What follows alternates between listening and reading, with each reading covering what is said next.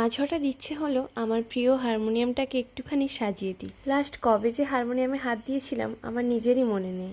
যাই হোক, রং তুলি নিয়ে বসে গেলাম।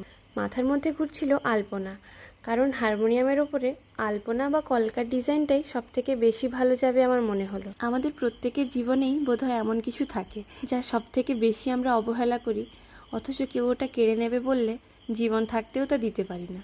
হারমোনিয়ামটা আমার কাছে ঠিক তেমনই, শুধু একটা বাদ্যযন্ত্র নয়, বরং একটা ইমোশান। রবীন্দ্রনাথের সুর হোক, নজরুলের গান হোক বা গ্রাম বাংলার বাউল, প্রতিটি সুরেই তো শিল্প, প্রতিটি শিল্পেই তো সঙ্গীত। আজ সেই সুরের দিন, আজ বিশ্ব সঙ্গীত দিবস। তাছাড়া আজ আরও একটি বিশেষ দিন, আমার প্রিয় বান্ধবী বর্ণিতার জন্মদিন। অনেক বছর হলো প্র্যাকটিসে নেই, তাই ভুল ত্রুটি যা হবে ক্ষমা করে দেবেন। আর ডিজাইনটা কেমন হয়েছে কমেন্ট করে জানাবেন। বর্ণিতা, তোর জন্মদিনে এই 2 লাইন তোর জন্য।